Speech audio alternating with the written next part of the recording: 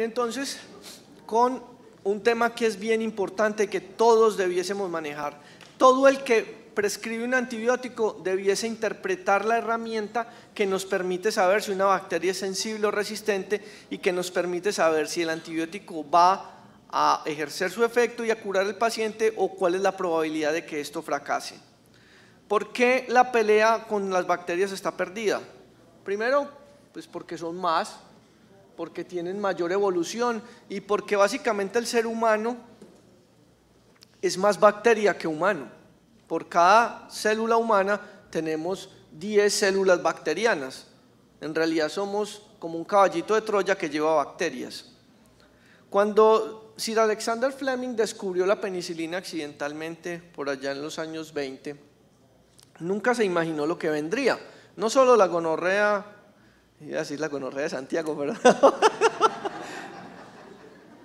sino lo que ha pasado con las otras bacterias. Una bacteria tan inocente y tan ampliamente distribuida como E. coli y que presente patrones de enzimas como la metalobetalactamasa de Nueva Delhi es ya una catástrofe ecológica y los casos han sido reportados en todo el mundo. Patrones de susceptibilidad como estos, en donde si bien todo el problema empezó en India, rápidamente se diseminó a Reino Unido y a partir de allá a todo el mundo, y donde nuestras únicas armas terapéuticas siguen siendo tigeciclina, colistina, y no tenemos nada nuevo que esté en el pipeline o en el desarrollo de la industria farmacéutica, es bien preocupante. Cuando usted encuentra una de estas superbacterias, y esto como pueden ver es el antibiograma de cualquier clínica aquí en nuestra ciudad, ven una Klebsiella pneumoniae resistente a todo, por aquí con un poquito de sensibilidad a imipenem, creo que es este, y a tigeciclina, usted sabe que a este paciente, que esto es intravascular, el paciente se va a morir, porque tigeciclina tiene un volumen de distribución muy amplio y una vez que usted se lo inyecta al paciente, eso se va para los tejidos e intravascular no queda nada. Por eso tigeciclina no sirve en bacteriemia y era la única opción que tenía este paciente y por eso fue que finalmente falleció. Pero si lo que usted tiene es una pseudomonas intratable en el hueso, el panorama tiende a la amputación y por eso al paciente con este tipo de bacterias no hay muchas soluciones que le podamos ofrecer.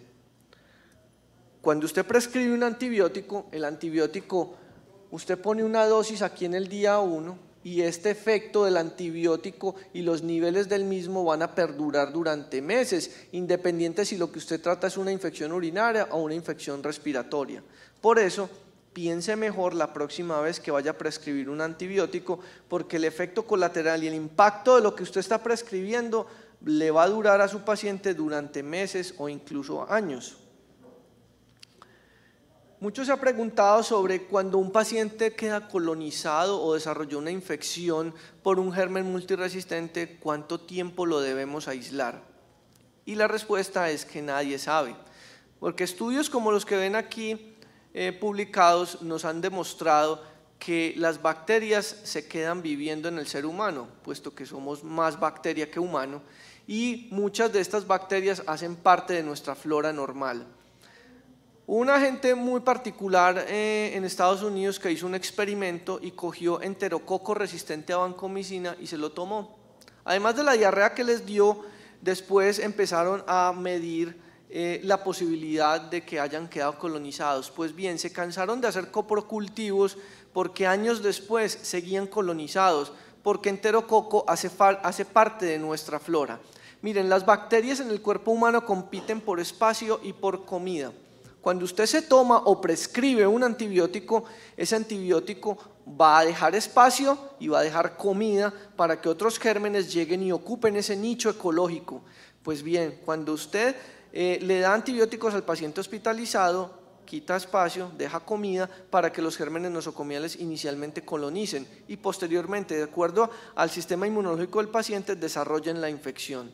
De manera que esto es un mecanismo que ha venido presentándose desde hace mucho tiempo y que ha permitido la diseminación de este tipo de patógenos. Por eso es que en las instituciones de salud optamos porque un paciente que está aislado una vez quede aislado indefinidamente, y los aislamientos de contacto en pacientes con gérmenes multidrogoresistentes no se suspenden, son perennes, indefinidos, porque el paciente queda colonizado. Entonces el paciente llega, usted le hace un tamizaje de KPC y le da negativo, e inocentemente le suspende el aislamiento. Dele un antibiótico y vuélvale a hacer el tamizaje a ver qué pasa, y verá cómo usted quita las bacterias sensibles, aparecen las resistentes nuevamente, porque simplemente están en un equilibrio ecológico en la mucosa gastrointestinal o en la piel incluso. Por eso el uso de antibióticos y la emergencia de resistencia es un fenómeno que hemos venido presenciando en nuestros hospitales desde hace muchos años. Pensábamos que cambiar el uso de antibióticos, o lo que llamaban rotar antibióticos o el ciclaje de antibióticos, iba a solucionar el problema, porque la bacteria se volvía resistente al antibiótico que le estábamos dando, lo ciclábamos o lo cambiábamos y entonces ya lo íbamos a poder matar. Pero resulta que la bacteria se volvía resistente tanto al uno como al otro, aprendían de lo que les estábamos mostrando y esa herramienta fracasó. Es una herramienta que usualmente fracasa en los entes nosocomiales, se presenta en todos estos hospitales y clínicas, que es donde mayor presión selectiva reciben de los antibióticos. Y es muy importante siempre conocer la historia previa de los antibióticos que ha recibido el paciente, porque esto nos ayuda a predecir de qué está colonizado para poder definir qué le podemos dar empíricamente en un momento dado. Y finalmente, hay unas áreas del hospital, específicamente cuidado intensivo y los quirófanos, donde los patógenos resistentes tienen un nicho muy específico, puesto que allí es donde más antibióticos se formulan. Imagínense este escenario: un muchacho de 18 años llega con una apendicitis perforada, él nunca se había enfermado en su vida, nunca había recibido un antibiótico, y llega a cirugía, le drenan la peritonitis localizada del apéndice, etcétera, y le toman un cultivo y aparece una E. coli ble. Un muchacho de 18 años sano, ¿por qué carajo tiene una E. coli ble en el peritoneo después de una apendicitis perforada, si en su vida se ha tomado un antibiótico y si no ha estado hospitalizado nunca? Pues el antibiótico ya no lo comemos. Resulta que en la industria de la crianza de animales, en la apicultura, en la crianza de pollos, gallinas, cerdos, a muchos de ellos los engordan con antibióticos y les dan otra serie de esteroides y moléculas diferentes, pero les dan antibióticos. Estas trazas de antibióticos quedan impregnadas en la carne que nos comemos de estos animales, y estas pequeñas moléculas de antibiótico generan resistencia o seleccionan resistencia en nuestro tracto gastrointestinal. Por eso es que cuando el paciente se perfora y le da la peritonitis, ni siquiera tuvo que haber pisado el hospital antes, no se tuvo que haber tomado el antibiótico antes, porque ya se lo comió en pequeñas trazas en el pollo, en el cerdo y en otros animales de engorde. Algo similar ocurre con las hortalizas, a las cuales fumigan con derivados antibióticos para que no les den plagas y no les den pestes. Entonces, muy importante el lavado de las hortalizas antes de consumirlas, y de allí es donde viene todo un pensamiento orgánico acerca de lo que es la fumigación y el trato de estos vegetales. Veamos otro caso. Esta es una mujer diabética de 61 años, ella viene con itus a repetición, pero las itus a repetición ella dice que es porque la orina está muy amarilla y le huele feo, aunque no tenga disuria. Todos sabemos que eso es una bacteriuria asintomática y que no se trata. Pero la última vez a esta señora le dieron ampicilva empírico, y después de 15 días de verdad sí desarrolló síntomas. Empezó con disuria, polaquiuria, tenesmo, fiebre. Le tomaron uro y hemocultivos porque la señora se veía francamente tóxica y séptica en urgencias, y le iniciaron ertapenem empírico, obviamente teniendo en cuenta que ya había recibido ampicilbactam previamente. El urocultivo mostró esto: una Klebsiella pneumoniae, ampicilina sulbactam D4, ertapenem sensible. Entonces, bueno, la señora estaba sensible al ertapenem, entonces, bueno, vamos a dejarle el ertapenem porque la bacteria es sensible. Es que la señora está como séptica y se ve muy grave. varias cosas a comentar aquí. Primero, ninguna Klebsiella pneumoniae es sensible a ampicilina sulbactam in vivo. Vean que in vitro fue sensible, pero in vivo no funciona. No funciona porque todas las Klebsiellas, hasta la más silvestre de todas, produce betalactamasas y estas betalactamasas hidrolizan la ampicilina de manera que dejan al sulbactam solito, que no ejerce ninguna actividad antimicrobiana. Entonces esta paciente por eso fracasó con ampicilina sulbactam. Segundo, ertapenem, al igual que ceftriaxona, es un antibiótico que depende exclusivamente de la albúmina. Un paciente séptico, un paciente grave, no tiene suficiente albúmina para transportar ertapenem y por eso ertapenem no es un buen antibiótico en bacteriemia. Es muy bueno en infección urinaria, pero no en bacteriemia. Por eso esta señora no mejoró. Le hicieron una ecografía y tenía un absceso perirrenal, entonces como no mejoraba y se veía muy mal, a alguien se le ocurrió que de pronto tenía también un estafilococo, entonces pongámosle vancomicina, porque si está con ertapenem y no mejora, entonces hay que ponerle banco, porque si no es vancomeropenem, entonces vancoertapenem. Le hicieron unos hemocultivos de control y apareció la misma Klebsiella, pero ya es esta hermosura que ya no le servía nada, y la señora fallece. Fallece porque tenía una bacteriuria sintomática y le empezaron a dar antibióticos en los últimos años para una infección que nunca tuvo, pero que facilitó que esa Klebsiella adquiriera toda una gran cantidad de mecanismos de resistencia que expresó en el momento en que se vio retada. Fíjense que la primera Klebsiella era una Klebsiella relativamente inocente, era muy sensible a esto. Pero una vez que usted reta la memoria biológica de la bacteria, es capaz de desarrollar todos los mecanismos que le permiten convertirse en esto. Esta paciente fallece, pero hay unas anotaciones adicionales y es algo que ya les mencionábamos esta mañana. Les cuento la historia de este artículo. Estaba yo haciendo mi fellowship en San Vicente y llegó un israelí a trasplantarse de hígado. Pues bien, se le trasplantó el hígado, no hubo rechazo, todo iba muy bien, pero este señor empezó a hacer bacteriemia por Staphylococcus aureus meticilino resistente. Bacteriemia y yo dándole vancomicina y nada que mejoraba, le hacíamos cultivos de control, seguía con fiebre, ya mi profesor me estaba mirando feo, ¿qué hubo pues hermano con la bacteriemia de este señor? Quítesela pues. Cuando en algún momento se nos ocurrió mirar los viales de vancomicina que le estábamos dando y era una vancomicina marca Acme. Cuando fuimos a mirar y convencimos al hospital, le dijimos, venga, cambiemos esto por vancomicina original a ver qué pasa. Le pusimos vancomicina original y al otro día estaba sin fiebre y sin bacteriemia. Entonces llevamos la cepa al laboratorio y la probamos en un modelo animal y encontramos esto. La curva rojita es la vancomicina, la curva de cómo mata bacterias la vancomicina marca Acme, y la negra es cómo mata bacterias la vancomicina original. Esto es la línea de bacteriostasis, que es, digamos, lo mínimo que le pide uno un antibiótico. Hombre, listo, no sos bactericida, no destruir la bacteria, pero al menos no la dejes crecer. Pues bien, el genérico, el Acme, ni siquiera alcanzaba la bacteriostasis. Y como ven, el original no solamente bacteriostasis, sino que era bactericida. Esto hizo y explicó a nivel experimental qué pasó con la infección que vimos en este paciente trasplantado. ¿Por qué no vemos esto más frecuentemente? Porque el sistema inmunológico del paciente le ayuda al antibiótico. Y puede que el antibiótico sea malo, pero el sistema inmunológico del paciente competente hace parte del trabajo y mejora.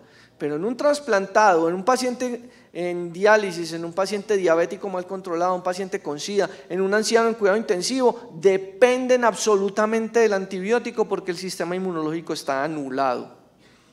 Y ahí es donde de verdad vemos la diferencia entre antibióticos originales y genéricos.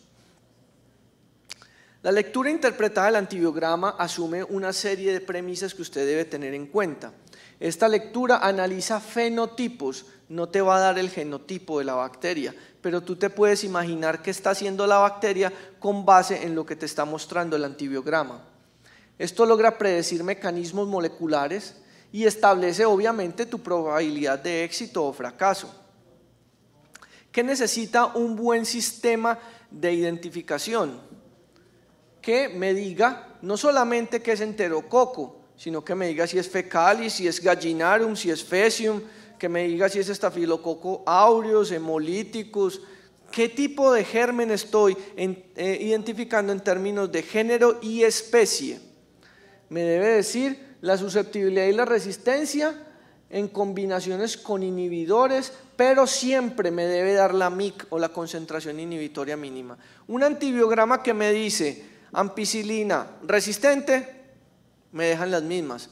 Que me dice amicacina sensible, me dejan las mismas. Yo necesito ver la MIC, por lo que les voy a enseñar a continuación. Existen varios métodos de determinar la sensibilidad bacteriana. Todos estuvimos muy familiarizados con Kirby-Bauer, que es la microdilución en disco, que lo que busca es un disquito con una concentración estándar del antibiótico, se diluye aquí en esta placa de Peyer, donde está, en esta placa de Petri donde está sembrada la bacteria y crea un halo de inhibición. Esta es resistente y esta es sensible. Y esos halos de inhibición están determinados en los milímetros, cuándo es sensible y cuándo es resistente. Y eso es estándar. Esto se llama e-test. Esta es una cintilla en donde este halo de inhibición me da con mayor precisión la MIC del germen. Estos son ya microdiluciones que se utilizan casi siempre en estudios experimentales.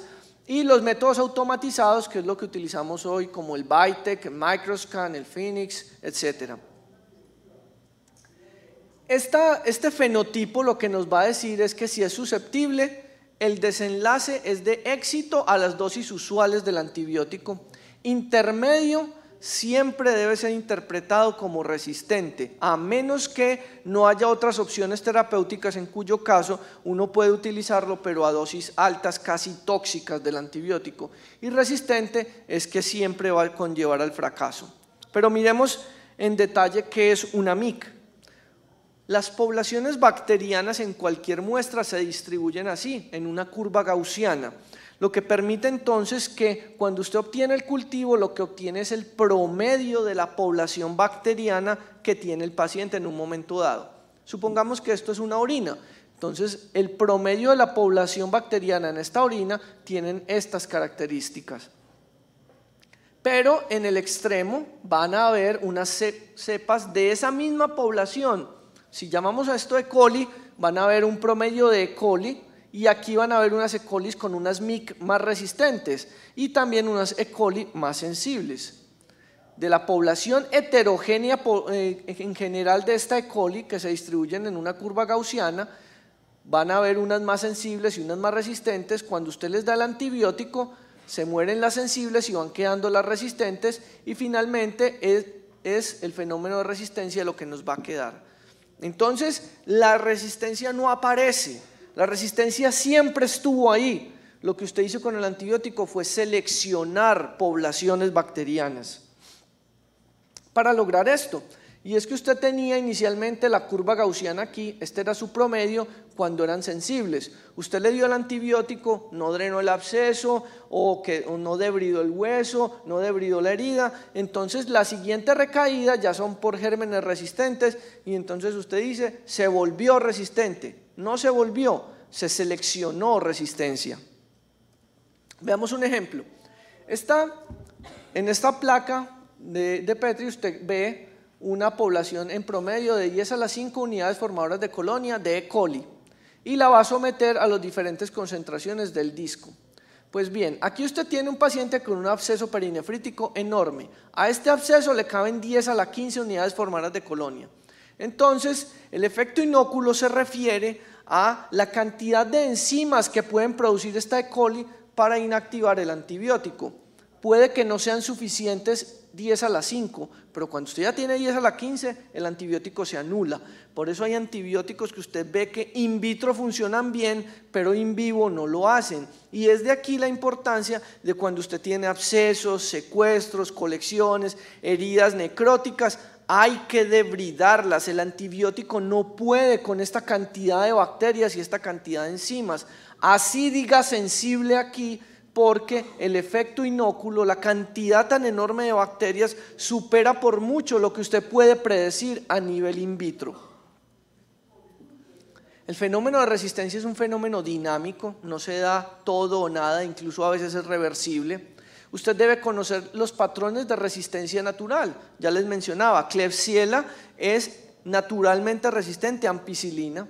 Hay unas resistencias que son adquiridas, pero hay algunas que usted puede esperar y otras que no. Y vamos a ayudarles con eso en la caracterización del fenómeno que está presentando cada bacteria. Empecemos entonces con las resistencias naturales. Ya les mencionaba Klebsiella a ampicilina.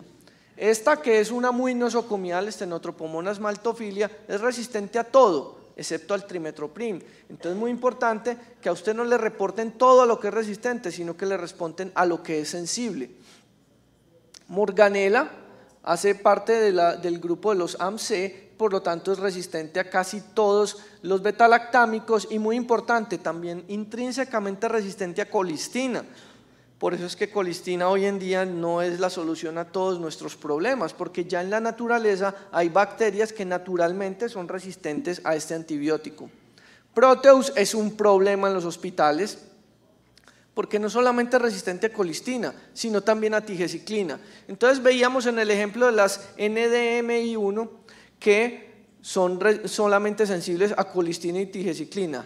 ¿Qué va a pasar el día en que E. coli le pase este cassette de resistencia a Proteus? No va a haber con qué tratar Proteus, porque él ya naturalmente, él nació malo, él nació siendo resistente a colistina y tigecyclina, y además se juntó con otros peores que él, que le pasaron todos los genes de resistencia a todas las otras cosas que sí le servían. Esto es lo que viene. Estafilococo meticilino resistente, obviamente a todos los betalactámicos, excepto a ceftarolina, que es una cefalosporina de quinta generación, que es la única cefalosporina activa contra estafilococo meticilino resistente. Enterococo es una belleza, porque enterococo todos los fecalis son sensibles a ampicilina y todos los fecium son resistentes a ampicilina. Por eso es importante que no reporten un fecium sensible a ampicilina, porque pueden ser sensibles in vitro pero resistentes in vivo. Y muy importante, en el antibiograma todos los enterococos, sean fecalis, fecium, gallinarum, etcétera, son resistentes a todos estos, cefalosporinas, trimetoprim, quinolonas. Entonces no utilicen este grupo de antibióticos frente a enterococo, y es un error muy frecuente que vemos, porque pueden ser sensibles in vitro, pero si usted los utiliza in vivo fracasan. Resistencias naturales que usted debe conocer casi que de memoria. ¿Y cuáles son las que ocurren durante el tratamiento? Estafilococo no se puede tratar en monoterapia con rifampicina. Entonces, cuando usted tiene estafilococo y su opción es darle rifampicina, pues no se la dé solita, porque requiere una sola mutación para volverse resistente a rifampicina. Entonces, monoterapia con rifampicina, al igual que en tuberculosis, fracasa. Rifampicina no sirve solita. La resistencia a eritromicina predice la resistencia a clindamicina, y ya vamos a hablar de lo que se llama el D-test o el test D para este grupo de antibióticos. Y Pseudomonas es una fiera capaz de volverse resistente a todos los antiseudomónicos, al igual que sucede con Acinetobacter. Hay algunos antibióticos indicadores. Los antibióticos indicadores es lo primero que usted mira en un antibiograma. Entonces, cuando usted tiene un antibiograma de estafilococo, lo primero que mira es oxacilina, para saber si es resistente, si es un MRSA o un MSSA. Entonces aquí vemos que usted mira primero esto y define la resistencia a la meticilina, que le va a predecir la resistencia a los betalactámicos. En enterococo usted mira ampicilina para saber si va a ser resistente a este, o si es de entrada un fecium que también es resistente. En Klebsiella y E. coli, muy importante, vamos a mirar esto. Lo importante con Klebsiella y E. coli es saber si estos gérmenes son o no son BLE. Los BLE positivos tienen resistencia a ceftazidima en ausencia de resistencia a cefoxitin. Y esto es muy importante porque no siempre ceftazidima se lo dan como resistente, pero si ustedes ven que la MIC ya viene aumentando, eso les tiene que hacer pensar que ese germen está produciendo ble. Ya les voy a mostrar ejemplos para que quede más claro. Entonces, todos los gérmenes productores de ble serán resistentes a todo esto, pero en el antibiograma pueden aparecer sensibles y vamos con el ejemplo. Llámelo E. coli, llámelo Klebsiella, no importa. Este es el antibiograma que te da un Vitek normal, en donde ustedes ven que es muy sensible a amicacina, ampicilina sulbactam y ampicilina te salen resistentes.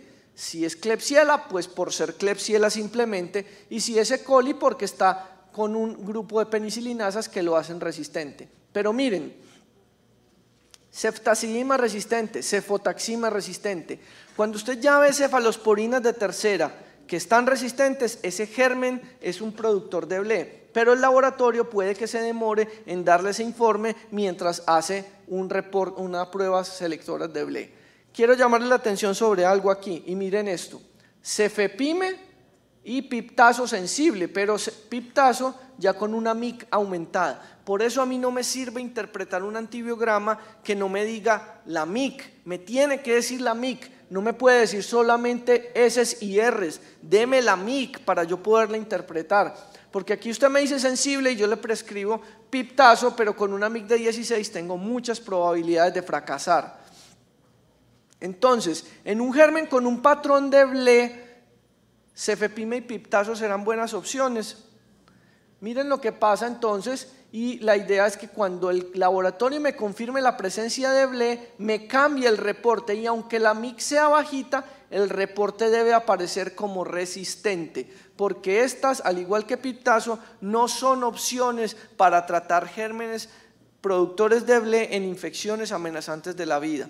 Si esto es una infección urinaria no complicada, una cistitis por ejemplo, puedo darle piptazo y puede funcionar piptazo, puedo darle cefepime y puede funcionar cefepime, pero si esto es una bacteriemia está demostrado que esto fracasa. ¿Y qué pasa entonces aquí con ciprofloxacina? Sería otra opción, y obviamente los carbapenes, que son las opciones en caso de betalactamasas de espectro extendido. Pero ¿qué pasa si yo ya tengo ciprofloxacina con una MIC de 1? Y eso es bien importante porque sigue siendo sensible, pero ya no es como el anterior, menor o igual a 0.25. Por eso hay que mirar las MIC. Ya este germen está presentando algún patrón de resistencia. Si yo le doy ciprofloxacina, dispara todo el resto de la resistencia y se vuelve completamente resistente a la quinolona, fallando durante el tratamiento. Por eso las quinolonas se deben reportar cuando hay resistencia a una como resistencia cruzada a todas las quinolonas. Recuerden que cipro es más activa contra gram negativos, por eso cipro la utilizamos contra pseudomonas, contra klebsielas, y por eso no la utilizamos contra estafilococos, por ejemplo. Mientras que moxi y levo, las mal llamadas quinolonas respiratorias, son más activas contra gram positivos como neumococo y como estafilococo. Veamos a la mona. Entonces viene la mona con este antibiograma. Todas las monas son resistentes a ampicilina y ampicilina, nació así. Pero miren esta MIC, lo que sucede con cefotaxime. Miren lo que pasa aquí con ceftriaxona, que es intrínsecamente resistente, o sea que este no me sirve. Pero miren la MIC de cefepime y ceftazidima, son sensibles, pero la MIC ya está aumentada. Algo está pasando con la bacteria. Por eso nuevamente no me sirve sensible o resistente, porque no puedo interpretar un antibiograma que me diga solo sensible y resistente. Necesito ver la MIC, y esta MIC me está indicando que está produciendo betalactamasas de espectro extendido o que está desreprimiendo AMC, que es una enzima muy potente. Entonces, ¿qué pasa con todos los antiseudomónicos? Estos antiseudomónicos perdidos. Me quedan cipro, genta, pero miren los carbapenems. También está aumentando la MIC. Entonces estas pseudomonas, que si usted mira aquí parece muy sensible, tiene muchas heces, en realidad no es tan sensible. Es una pseudomonas que está produciendo un mecanismo de resistencia contra los carbapenems y contra los cefalosporinas. O sea, está afectando a todos los betalactámicos, y para poder tratar esta infección necesito un antibiótico de un grupo diferente. Entonces, ¿qué me quedan? Me quedaría ciprofloxacina, pero entonces ya cuando la vuelvo a mirar tiene una MIC de 2, Nuevamente, ciprofloxacina tampoco sería la opción. Están perdidas las cefalosporinas de tercera porque es un productor de BLE. ¿Qué me quedan aquí? Solamente los carbapenems. Y entonces en este caso le doy carbapenems al paciente, pero no le drené el absceso. ¡Tarán! Y aparece la intratable. Y entonces ya cuando aparece esto en la sangre de un paciente, en el drenaje de un absceso, en una peritonitis, ahí es cuando uno quiere que aparezca el Dr. House con una jeringa mágica a darnos un antibiótico que no existe para recuperar un paciente de estos y usualmente fallece. Esa es la historia natural de la resistencia en gram negativos. Ahora miremos a los positivos. La resistencia en positivos está sobre todo relacionada con estafilococo meticilino resistente que se deriva del meticilino sensible. Entonces analicemos su antibiograma. La mayoría, el 95% de los estafilococos son resistentes ya a las penicilinas. Deben ser sensibles a las cefalosporinas, incluso a las quinolonas, clinda y eritro, carbapenems, pero eso no es una opción. Y miren lo que pasa con oxacilina.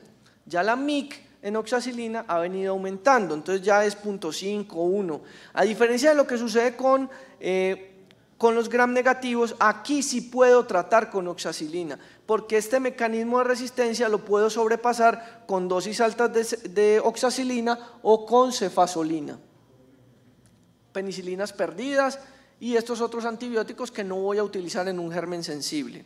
Por eso lo primero que yo miro en este antibiótico es que sí sea resistente a las penicilinas y que sea sensible a la oxacilina. Hay que mirar también que no me vaya a parecer sensible a oxacilina pero resistente a vancomicina, en cuyo caso requeriría una comprobación especial en el laboratorio. En Colombia no han sido descritos afortunadamente todavía casos de estafilococos resistentes a vancomicina, pero pienso que es cuestión de tiempo para que esto suceda. Muy importante, como les mencionaba, cuando usted mira clinda y eritro, que los dos sean sensibles, porque son dos antibióticos que ejercen su acción en el ribosoma.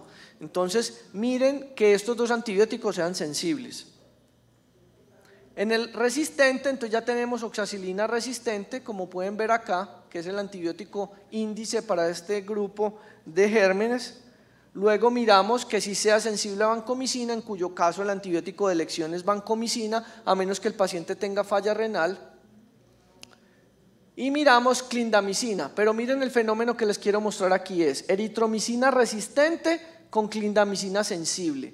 Cuando ustedes vean eritro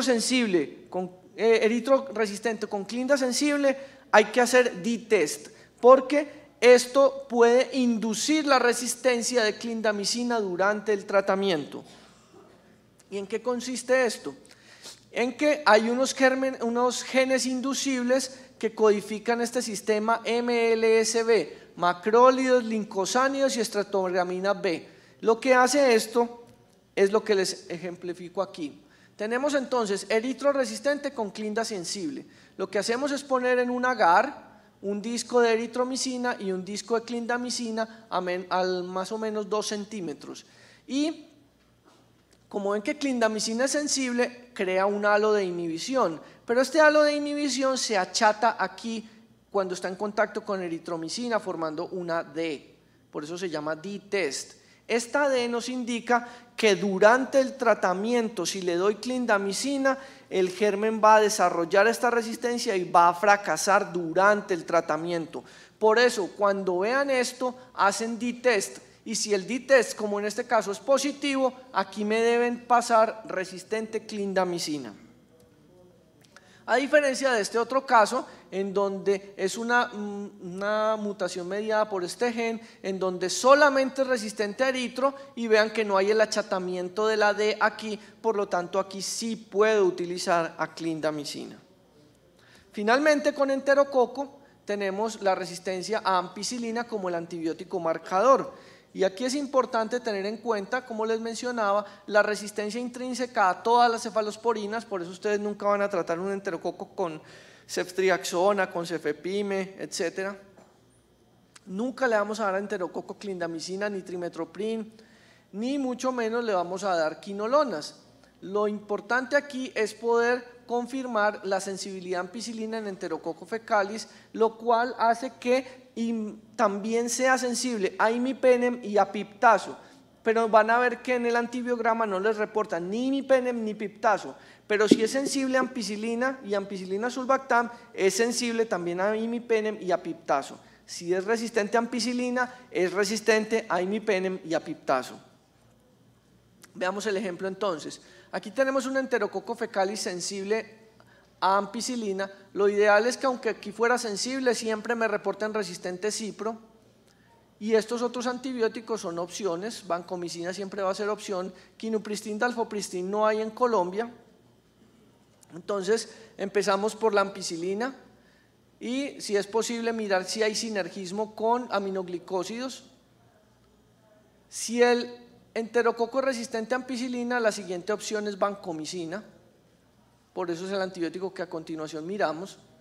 Pero si usted lo que tiene es resistencia a ampicilina y también resistencia a vancomicina, lo que estamos hablando es de un enterococo resistente a vancomicina, cuyas opciones terapéuticas son las que ven aquí enumeradas dependiendo del sitio de la infección. Si es una bacteriemia por un enterococo faecium tipo BRE, no le voy a dar tigecyclina que no tiene actividad en sangre periférica. Le daría, por ejemplo, daptomicina, que es un potente bactericida en sangre.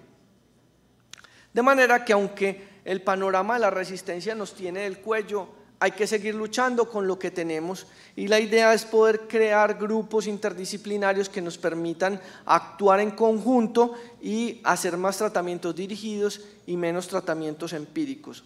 Con esto terminamos esta parte, los invito a que tengamos un pequeño receso y volvamos con la parte final del curso.